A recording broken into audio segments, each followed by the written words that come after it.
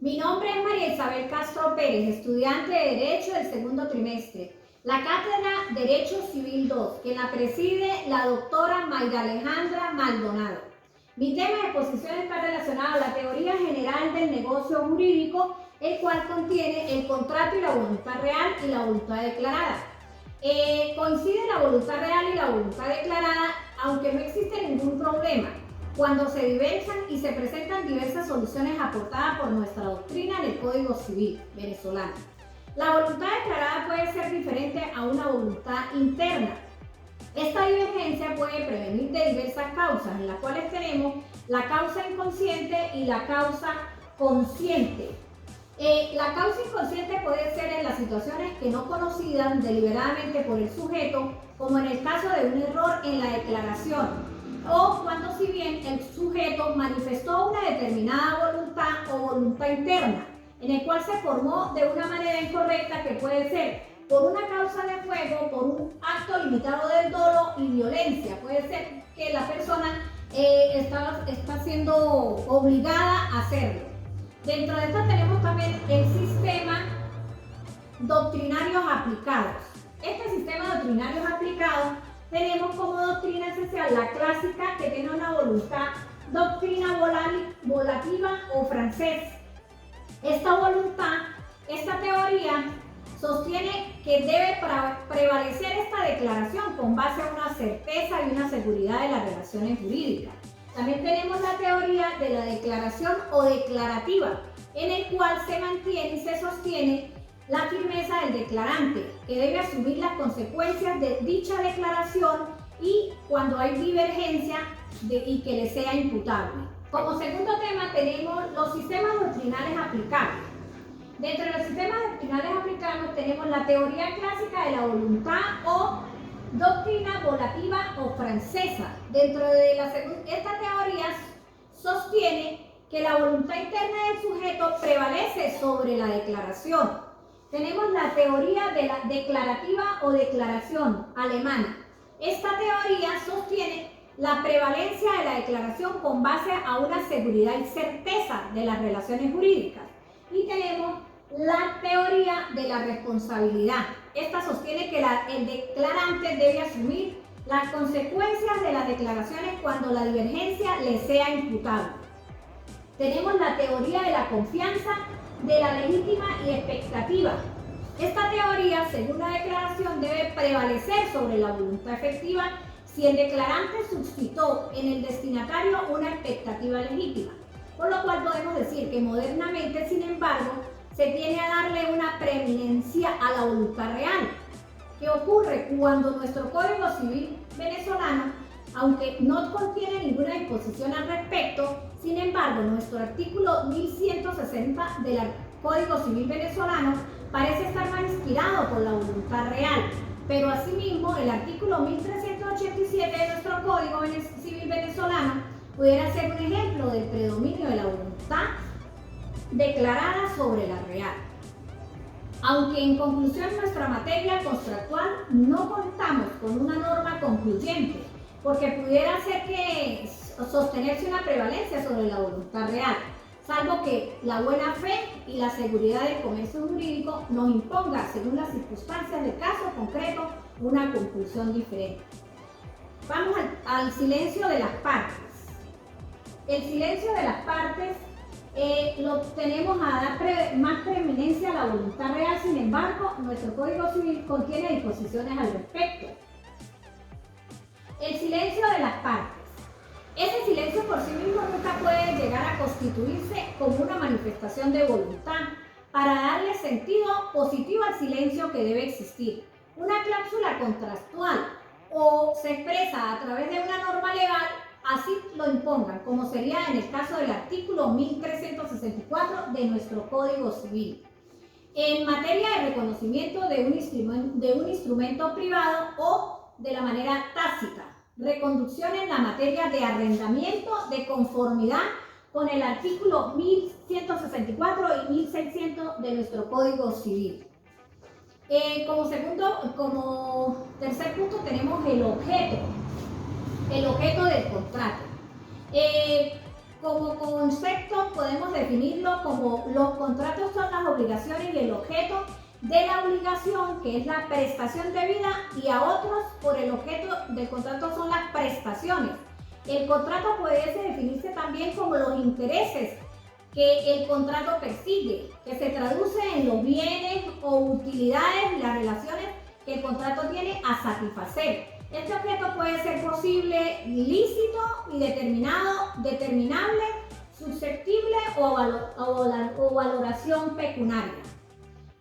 Dentro de estas clases tenemos particularmente el objeto o la prestación positiva, la prestación negativa, la prestación de resultados, la prestación de medios, la prestación personal y la prestación real.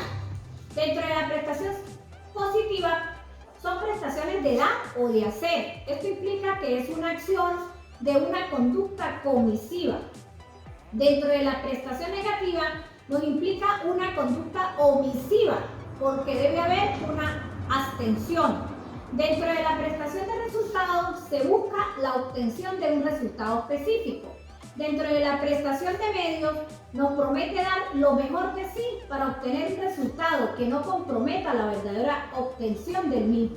Y dentro de la prestación personal se tiene por objeto la transmisión de un derecho o de una actividad de la conducta o conducta del deudor. Y dentro de la prestación real tiene por objeto la transmisión de un derecho real. El siguiente punto es el orden público. La noción del orden público lo podemos definir que es contraria al orden público o pena de nulidad por el objeto ilícito. Este orden público constituye un concepto jurídico determinado que está presente en aquellas instituciones jurídicas como en el ordenamiento o el Estado, que considere fundamentalmente o vitales para su desarrollo.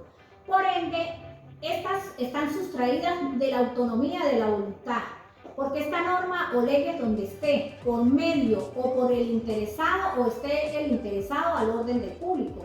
No puede renunciarse no se puede renunciar ni tampoco cederlo. Por otra parte, cualquier inobservancia en este sentido estaría viciada de nulidad. Tales normas son considerables taxativas o imperativas.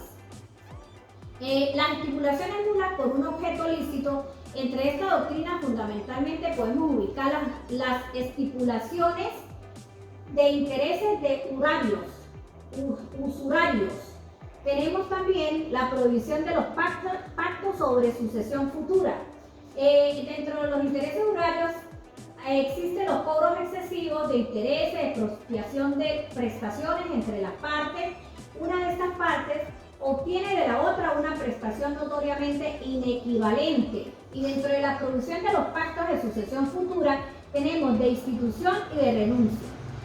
La prohibición de estos intereses usurarios. ¿Qué nos quiere referir esto? Es una determinación de usura, que basta el cobro excesivo de estos intereses, una desproporción de las prestaciones entre las partes. Es excesivo el cobro, donde uno obtiene de la otra una prestación notoriamente inequivalente. El contrato constituye un convenio usurario y estaría viciado de nulidad absoluta. La prohibición de los pactos sobre esta sucesión futura es nulo el contrato sobre la herencia de una persona viva. Las clases de tales pactos pueden ser por institución, renuncia, y los primeros pretenden regular su propia sucesión. Por ejemplo, una persona conviene con otra en dejarle toda su herencia, o la renuncia supone, como lo denota su denominación, renunciar a una sucesión no abierta, esto que es una persona que esté viva, ¿sí? El siguiente punto es la causa. La causa del contrato. Podemos definir esa causa como los motivos principales y determinantes que impulsaron a cada una de las partes a contratar, el propósito o fin que persiguen las partes en la celebración de ese contrato. En definitiva, se puede presentar como un fin o función económica jurídica que cumple ese contrato, una figura como el elemento esencial del negocio y cuya sustancia u ausencia supone la nulidad del acto. En el artículo 1157 de nuestro Código Civil dice que la obligación sin causa o fundada en una causa falsa o ilícita no tiene ningún efecto. El siguiente punto es en cuanto a la ausencia de la causa. Esta se desarrolla de la siguiente manera: cuando la causa no ha existido, nunca. Cuando la causa, existiendo en un principio, deja de existir posteriormente, y cuando la causa, siendo referida al futuro, no se realiza. En cuanto a la causa que no existe nunca, en el caso de la fianza de la obligación es nula, como lo define el artículo 1805 de nuestro Código Civil. La venta de una casa que ha perecido, la persona ya ha fallecido. En el artículo 1485 de nuestro Código, como una renta vitalicia constituida a favor de una persona muerta. Y en el artículo 1794 de nuestro Código, seguro para cubrir un riesgo inexistente. Las causas existentes en un principio dejan de existir posteriormente. ¿Qué se refiere esto? En el caso de una cosa arrendada, que parece que se deteriora o se ha deteriorado, en cuyo caso el arrendatario puede pedir la liberación o disminución del canon de arrendamiento. En el artículo 1588 de nuestro código también está la liberación de la infetua, de la pensión o anular, de la pensión anual, o cuando parece un fondo infetéutico.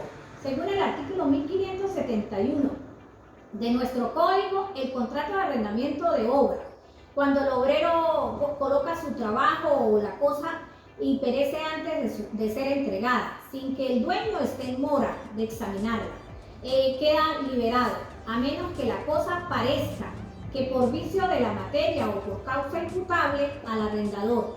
En el artículo 1635 de nuestro Código Civil, en la rebaja también de una prestación que el usuario puede pedir al titular o de un fondo debido a los hechos naturales o de un tercero, como lo define nuestro artículo 1737 de nuestro Código Civil. La tercera tenemos cuando la causa, siendo referida a un futuro, no se realiza. Lo que nos acontece en el contrato de sociedad cuando el objeto se hace imposible, como lo define nuestro Código Civil en el artículo 1673 del artículo segundo, o ante la donación o en consideración de un matrimonio futuro que no se celebrará, según lo define el artículo 1450 de nuestro Código Civil. El siguiente tema es la causa falsa. Esta causa falsa entre una o ambas partes creen que existe y no existe en la realidad. Acarrea la nulidad y la obligación por ilicitud de la causa. Esto lo podemos observar y lo define el artículo 1157 al 1721 y 1722 de nuestro Código Civil venezolano.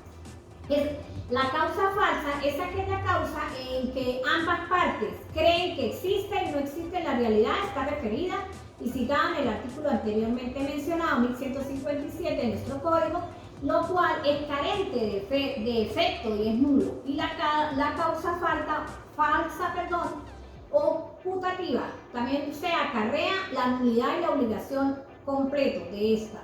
Es una ilicitud de la causa. Podemos ubicar estas causas falsas o con errores en la causa pautativa, en la transición declarada nula, basada en documentos falsos o que se realiza para resolver un litigio ya decidido.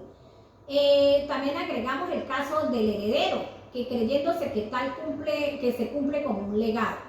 El siguiente tema es la ilicitud de la causa, contraria a la ley, orden público y las buenas costumbres, y acarrea totalmente la nulidad de esa obligación. Esa causa es ilícita cuando es contraria a la ley, en cuanto al orden público y buenas costumbres. La causa no expresa. Esta causa de contratos son abstractos, los cuales son válidos sin necesidad de expresar la causa. En estos contratos abstractos, la causa carece de relevancia jurídica, es decir, su contenido es así como defectuoso de lo que se puede adolecer o trascienden al negocio, sin que se admitan los contratos abstractos. Por otras funciones asignadas a esta causa tenemos la tipificación del negocio control de licitud y que pueden conseguirse por otras vías.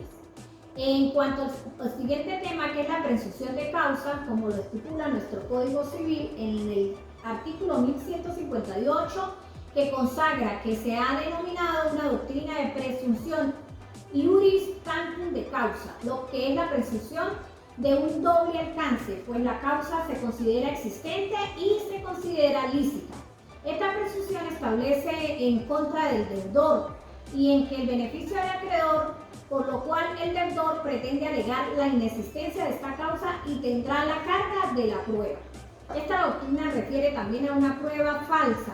Esta situación ha cambiado el provecho, es decir, una presunción de causa, en el cual será el acreedor quien deba probar cuál es esa causa cierta de la obligación. Tenemos el siguiente punto, que es la capacidad. Esa capacidad viene a medir la actitud para ser titular de deberes y derechos. La persona tiene que estar en perfectas condiciones, en perfecta actitud de poder desarrollar un acto jurídico. Esta capacidad de obrar o de ejercicio se presenta como la posibilidad de realizar actos jurídicos válidos por voluntad propia, es decir, que debe precisar la representación de asistencia por imperativo legal. La capacidad contractual. Esta capacidad, tenemos la clase de capacidad, que está la contractual y la extracontractual. La capacidad contractual se traduce en una facultad de obrar personalmente en el mundo jurídico, realizando o interviniendo personalmente en los actos jurídicos sin requerir autorización de nadie o la intervención de un representante del sujeto legal. En cuanto a la capacidad extracontractual, tenemos una actitud del sujeto para ser responsable por la comisión de delitos civiles. En otras palabras, es la posibilidad o la obligación de indemnizar los daños causados, daños materiales o morales, que se ha provocado en otro en virtud de un acto ilícito. Esto también lo podemos referir en el artículo 1142, 1196 y 1144 de nuestro Código Civil. Muchas gracias por todo.